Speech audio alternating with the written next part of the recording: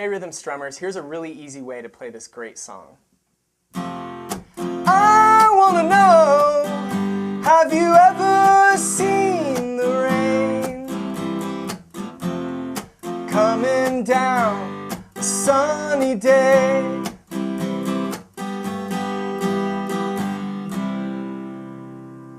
Now I can only play you about 30 seconds of the song, so I'm going to stop here for a second and show you a strum pattern and some chords that'll work for this song and a ton of other great songs.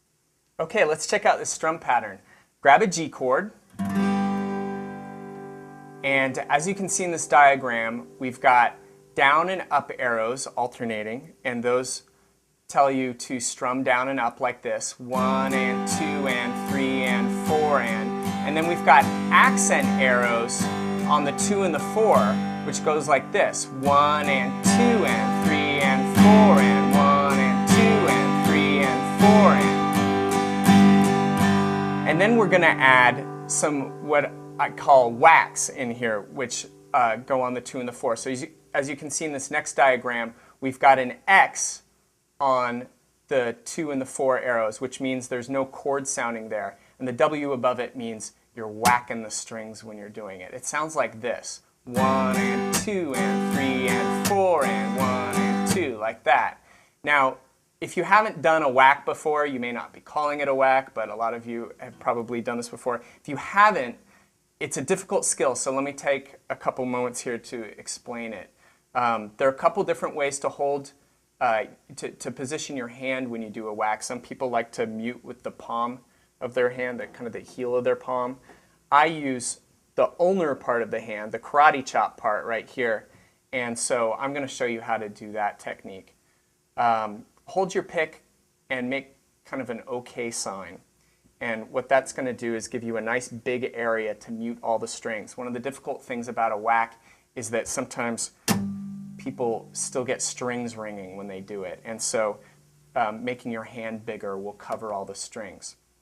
And then what you want to do is find an angle where you don't need to make much hand movement. You just bring your arm down and the pick hits the strings a split second before your hand, or it hits a split second after your hand hits the strings.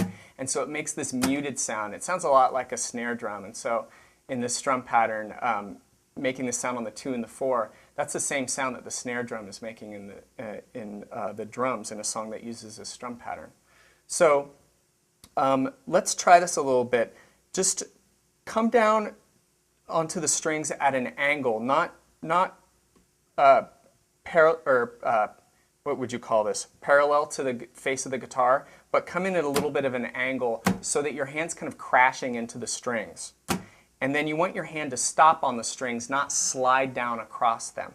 Have them stop on the strings, the pick rakes across the strings, and you get that kind of sound.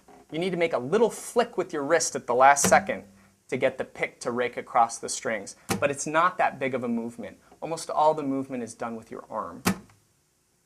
So fool around with that for a little while. Try not to hurt yourself. Now, next, we need to figure out how to strum up after a whack. What you want to do is make sure that the pick lands below the strings when you finish your whack so that you can go immediately into an up strum. Check this out. See that? The pick comes down below the strings and then I'm able to strum up. So practice the whack some more like this, and make sure that the pick comes all the way down below the strings. And then when you're ready, do this.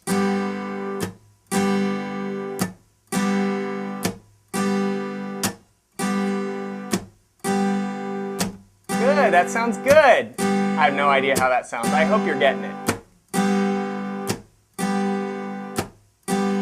Okay. So now let's try working it into the strum pattern. I'm going to do this nice and slow. 1 and 2 and 3 and 4 and down, up, whack, up, down, up, whack, up, down, up, whack, up, down, up, whack, up, down, up, whack. That sounds good. I have no idea how that sounds. I hope you're not hurting yourself. Down, up, whack, up, down, up, whack, up, down, up, whack, up, down, up, whack, up, down, up, whack, up, down, up, whack, up, down, up, whack, up. I'm going to slow it down a little bit more.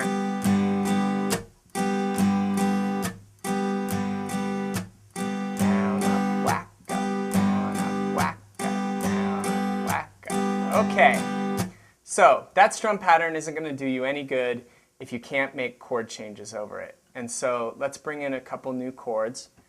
The C chord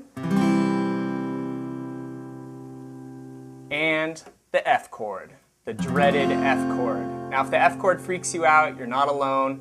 Go to rhythmstrummer.com and there's a free lesson section there with a lesson on it dedicated to F chords. So that'll be a big help.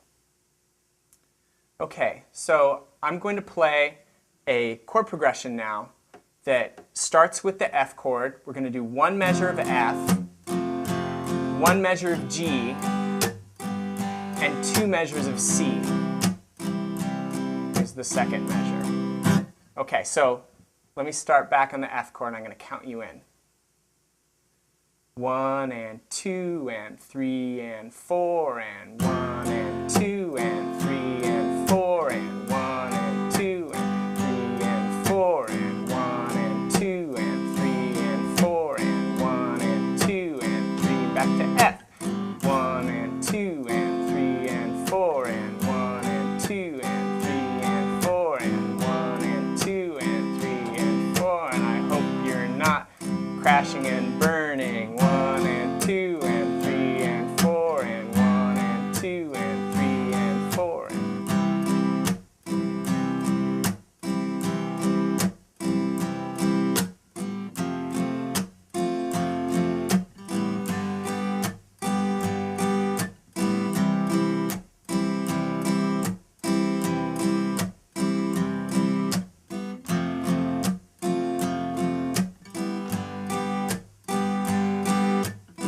All right, so this is how this fits in the song now.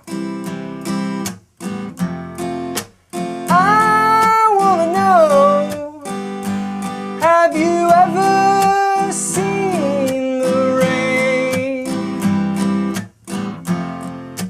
coming down a sunny day?